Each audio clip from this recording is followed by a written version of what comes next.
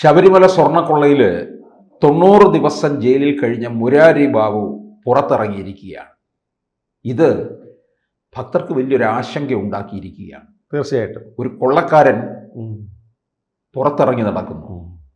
അതല്ലേ മുരാരി ബാബു ശരിക്കും പറഞ്ഞു കഴിഞ്ഞാൽ? ആണ്. അദ്ദേഹം ചെയ്ത ഏറ്റവും ഗുരുതരമായ ക്രമക്കേട് ശരിക്കും മിനിറ്റ്സിൽ തിരുത്തിക്കുകയാണ്. സ്വർണ്ണപ്പാളി, തങ്കപ്പാളി, കട്ടളപ്പാളി, കതകിൻ്റെ തകിടെന്നുള്ളതിനെ ചെമ്പാക്കിയൊന്ന് വെട്ടിത്തിരുത്തിയ ആളാണ്. അപ്പോൾ അത് ഫോർജറി കുറ്റമാണ്. കൊലക്കുറ്റം, കൊല്ലുന്ന വ്യക്തിയെക്കാളും അത് പ്രേരിപ്പിക്കുന്ന കുറ്റത്തിലേക്ക് വരുന്നതാണ്. എന്താ ചെയ്ത അവിടെയാണ് SITയുടെ പരാജയം. 90 ദിവസത്തിനകത്ത് ഈ മാസ്റ്റർ കൊല്ലം ജില്ലാ കോടതി കൊടുക്കണം. ഈ അന്വേഷണ ഉദ്യോഗസ്ഥന്മാർ 90 ദിവസമായിട്ട് റിപ്പോർട്ട് കൊടുത്തിട്ടില്ല. അതുകൊണ്ടാണ് നമ്മൾ നേരത്തെയൊക്കെ ചേട്ടനും നമ്മളും ടോക്ക് ചെയ്തുകൊണ്ടിരുന്നപ്പം കഴിഞ്ഞ മാസവും കഴിഞ്ഞ ആഴ്ചയും എല്ലാം പറഞ്ഞത് ഇവരുടെ അന്വേഷണം തൃപ്തമല്ല, കേന്ദ്ര ഏജൻസി തന്നെ വരണം എന്ന് നമ്മൾ പറയാൻ കാര്യം, ഒരു പ്രതി ഇത്രയും കുറ്റം ചെയ്തു. വ്യക്തമായ തെളിവിൻ്റെ അടിസ്ഥാനത്തിലാണ് സ്പെഷ്യൽ ഇൻവെസ്റ്റിഗേഷൻ ടീം മുരാരിയെ അറസ്റ്റ് ചെയ്തത്. അദ്ദേഹം നോക്കിയപ്പോൾ അദ്ദേഹത്തിനെ കൊണ്ട് കൈപ്പട എഴുതിപ്പിച്ചപ്പോൾ മിനിറ്റ്സിലുള്ള കൈപ്പടയും അതും തുല്യമാണ്. പിന്നെ എന്തിനാണ് ഇവർ ഈ റിപ്പോർട്ട് കോടതി കൊടുക്കാൻ താമസിപ്പിക്കുന്നത് അന്വേഷണ ഉദ്യോഗസ്ഥർ? അപ്പോൾ ആ അന്വേഷണ ഉദ്യോഗസ്ഥർക്ക് ആഭ്യന്തര മന്ത്രാലയവുമായിട്ട് നല്ല ബന്ധമുണ്ട്.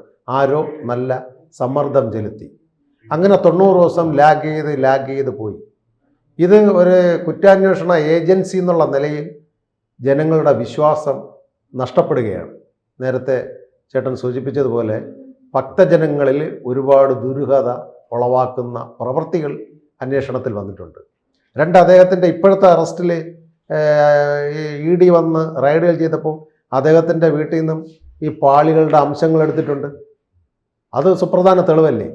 അപ്പോൾ ഇത്ര സുപ്രധാന തെളിവുകൾ ലാഗ് ചെയ്ത് സമയം കളഞ്ഞതുകൊണ്ടാണ് കൊല്ലം സ്പെഷ്യൽ കോടതി, വിജിലൻസ് കോടതി പറഞ്ഞത് അദ്ദേഹത്തിന് ജാമ്യം അനുവദിക്കുമെന്ന്. എനിക്കെതിരെ ഒരു കുറ്റം വന്നാൽ അത് 14 ദിവസം റിമാൻഡ് ചെയ്ത് എളുപ്പം റിപ്പോർട്ട് കൊടുത്താൽ മാത്രമേ അദ്ദേഹത്തിന് ശിക്ഷാ നടപടികൾ കോടതിക്ക് തുടങ്ങാവുള്ളൂ. ഇത് ഇത്രയും കാലമായിട്ട് ചെയ്ത കുറ്റത്തിന് വേണ്ടിയുള്ള ഡോക്യുമെൻറ്റ്സ് ജഡ്ജിയുടെ മുമ്പ് എത്തിയിട്ടില്ല. ജഡ്ജി ജാമ്യം അനുവദിച്ചു. പക്ഷേ ജഡ്ജി നല്ലൊരു ജഡ്ജി ആയതുകൊണ്ട് നിബന്ധനകൾ വച്ചു. റാന്നി കോടതി പരിസരത്ത് പോകരുത്, ശബരിമല ഏരിയയിൽ പോകരുത്, പാസ്പോർട്ട് കണ്ടുകെട്ടി, നിങ്ങളുടെ മറ്റുദ്യോഗസ്ഥരെ സ്വാധീനിക്കരുത്, നിങ്ങൾ തെളിവുകൾ നശിപ്പിക്കരുത്, ഇങ്ങനെ കുറേ 7 അംഗ ഉപാധികൾ വച്ച് അദ്ദേഹത്തിന് ജാമ്യം കൊടുത്തു. പക്ഷേ ജാമ്യം കൊടുത്താലും ഭഗവാൻ കലിയുഗവരതനായ ധർമ്മശാസ്താവ് അദ്ദേഹത്തെ വെറുതെ വിടില്ല. ഇത്രയും ജനങ്ങളുടെ സ്വാമിയെ അയ്യപ്പോ എന്നുള്ള ആ മന്ത്രശക്തി ഇത്രയും 7 മലകൾ ചവിട്ടി മുകളിൽ ചെന്ന് കാണുന്ന മന്ത്രശക്തിയിലിരിക്കുന്ന ശാസ്താവ്, ഇതിന് പ്രേരിപ്പിച്ച ഉദ്യോഗസ്ഥർക്കും ശാസ്താവ് യാതൊരു ദാക്ഷിണ്യം കൂടാതെ ഈ 90 ദിവസം കഴിഞ്ഞപ്പോഴും മുരാരി ബാബു പുറത്തു വന്നു. ഇനിയിപ്പോൾ ഇതുപോലെ ഇപ്പം ഉണ്ണികൃഷ്ണൻ പോറ്റിക്ക് ഒന്നിലധികം കേസുകളുണ്ട്. അല്ല, ഉണ്ണികൃഷ്ണൻ പോറ്റിക്ക് 4 കേസുണ്ട്. ഒരെണ്ണത്തിൽ ജാമ്യം കിട്ടി. ഇനിയുള്ളത് അടുത്ത് ഇതുപോലെ 90 ദിവസം കഴിയുകയാണെങ്കിൽ അദ്ദേഹം ജാമ്യത്തിൽ ഇറങ്ങും. അതാണ്. അതുപോലെ തന്നെ മറ്റുള്ളവരും ഇതുപോലെ തന്നെ നിൽക്കുക. അതെ. അപ്പോൾ അതൊക്കെ ഇതിനകത്ത് കേസിനകത്ത് എത്രയും പെട്ടെന്ന് തീർപ്പുണ്ടായില്ലെങ്കിൽ, കാരണം ഈ സ്വർണ്ണം എങ്ങോട്ടേക്ക് പോയി, അതെ, സ്വർണ്ണം ഇത് തൊണ്ടി മുതൽ എന്തായാലും കണ്ടെത്താൻ കഴിയുമെന്ന് തോന്നുന്നുണ്ടോ? കാരണം തീർച്ചയായിട്ടും കണ്ടെത്തും. ഈ ഇപ്പോൾ വന്നിട്ടുള്ള പഴയ എൻഫോഴ്സ്മെന്റ് ഡയറക്ടറേറ്റിലുള്ള ഡയറക്ടർ രാധാകൃഷ്ണനല്ല, അദ്ദേഹത്തിനെ ഇപ്പോൾ കേന്ദ്ര ഗവൺമെൻറ് സസ്പെൻഡ് ചെയ്തിട്ടുണ്ട് സ്വർണ്ണക്കടത്ത് കേസിൽ, അറിയാമല്ലോ. അപ്പോൾ ഇപ്പോൾ വന്നിട്ടുള്ളത് ഏബിൾ ഓഫീസറാണ്. അദ്ദേഹത്തിന് അതിൻ്റെ ആവശ്യമൊന്നും ഇല്ലാത്തൊരു നല്ലൊരു സത്യസന്ധനായ ഓഫീസറാണ് ഇപ്പോൾ വന്നിട്ടുള്ളത്. അദ്ദേഹത്തിൻ്റെ കയ്യിലാണ് ഈ അന്വേഷണം പൂർണ്ണമായിട്ട് എത്തുന്നുവെങ്കിൽ ഈ സ്വർണങ്ങൾ എവിടെ ഉണ്ട്, ഇന്ത്യ കടന്നിട്ടുണ്ടോ, കടൽ കടന്നിട്ടുണ്ടോ, ഇതിലെ ചെറിയ പരൽ മീനുകളായ ഉണ്ണികൃഷ്ണൻ പോറ്റിയും മുരാരി ബാബുവും നമ്മുടെ വാസുവും ബാക്കിയുള്ളവരും അല്ലാതെ വൻ തിമിങ്ങൽ ആരാണ്, അത് ഈ പടങ്ങളുടെയും റിപ്പോർട്ടിൻ്റെയും അടിസ്ഥാനത്തിൽ ED ശ്രദ്ധിച്ചുകൊണ്ട് ഇപ്പോൾ ഇന്ന് പുതിയ പടങ്ങൾ പത്രങ്ങളിൽ വന്നു, അടൂർ പ്രകാശുമായിട്ടുള്ള പടങ്ങൾ.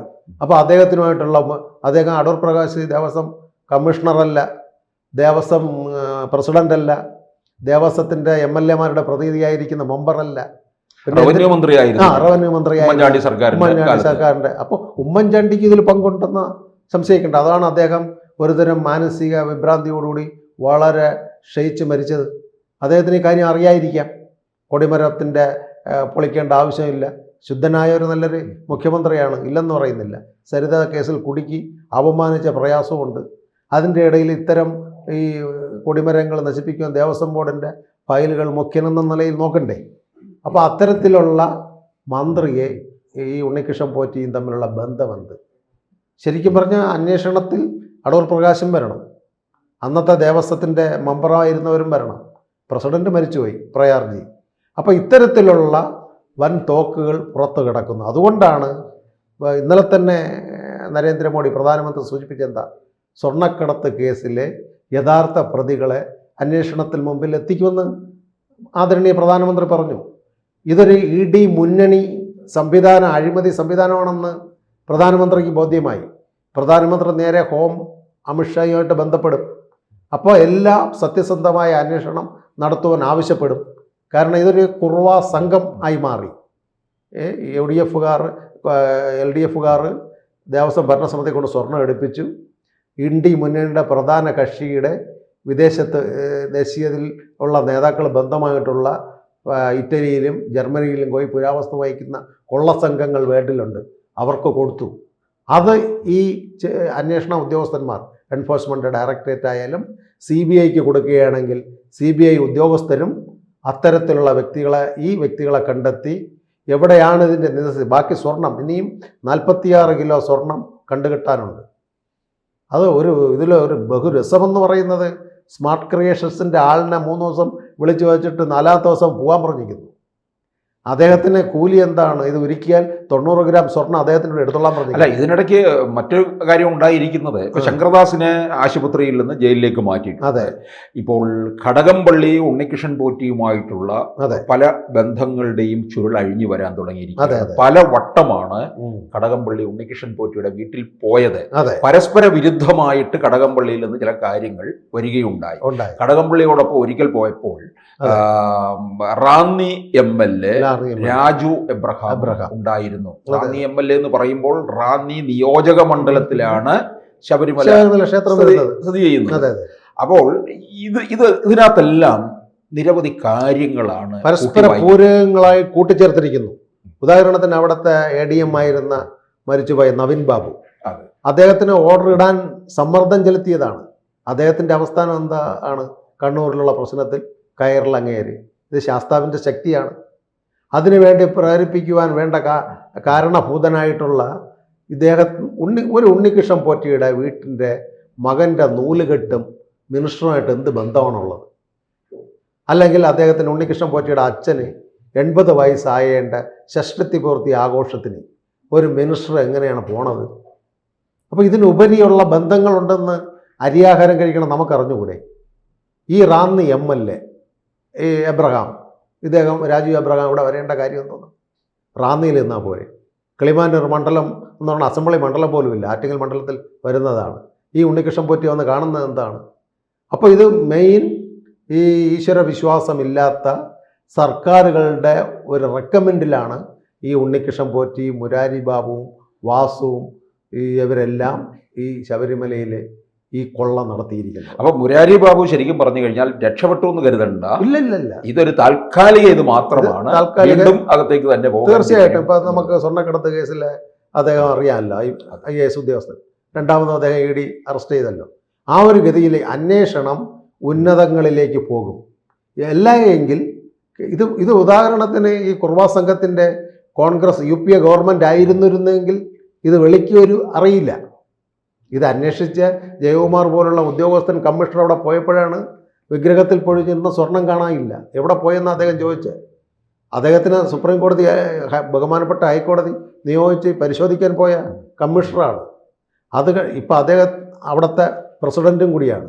അപ്പോൾ ഇത് സുതാര്യമായ രീതിയിൽ ഹൈക്കോടതി ഇടപെടുകയും അപ്പോഴെപ്പോഴാന്നുള്ള റിപ്പോർട്ട് ജില്ലാ ജഡ്ജി ഈ കൊല്ലം കോടതി ചോദിക്കുകയും ചെയ്തതുകൊണ്ടും ഇതൊരു അന്വേഷണം സുതാര്യമല്ലാത്തതുകൊണ്ടും ഇത് അന്വേഷണം മോശമായ പോക്ക് പ്രതികളെ രക്ഷിക്കുവാൻ ആണ് എന്നുള്ളത് അറിഞ്ഞുകൊണ്ടാണ് ഹിന്ദു സംഘടനകളുടെ ശക്തമായ സമരം നടക്കുകയും പിറ്റേ ദിവസം കേന്ദ്ര ആഭ്യന്തര വകുപ്പ് മന്ത്രി അമിത്ഷാ തിരുവനന്തപുരത്ത് വരികയും ആരാധ്യനായ രാജീവ് ചന്ദ്രശേഖർ കംപ്ലൈൻറ്റ് കൊടുക്കുകയും പിറ്റേ ദിവസം ED അന്വേഷണ ചുമതല ഏറ്റെടുത്തത്. അതുകൊണ്ട് ജനങ്ങൾക്കൊരു വിശ്വാസമുണ്ട്, മുകളിൽ ആരാധ്യനായ നരേന്ദ്രമോദി ഉണ്ടല്ലോ, കുറ്റവാളികൾ രക്ഷപ്പെടുകയില്ല എന്ന് ഭക്തജനങ്ങൾക്ക് ഒരു വിശ്വാസമുള്ളതുകൊണ്ടാണ് ഇന്നലത്തെ സ്പീച്ചിൽ തന്നെ ശബരിമലയുടെ ഈ കൊള്ളസംഘം UPA ഈ വരുന്ന ഗവൺമെൻറ് കോൺഗ്രസും കമ്മ്യൂണിസ്റ്റും തമ്മിലുള്ളൊരു ബന്ധം കമ്മ്യൂണിസ്റ്റുകാർ മോട്ടിച്ചു കൊടുത്തു, കോൺഗ്രസ്സുകാർ ഇന്ത്യയിലേക്ക് കടത്തുകയും ചെയ്തു. കൂടുതൽ വാർത്തകളും വിശേഷങ്ങളും നിങ്ങളിലേക്ക് എത്താൻ ABC മലയാളം സബ്സ്ക്രൈബ് ചെയ്യുക, ബെൽ ബട്ടണും അമർത്തുക.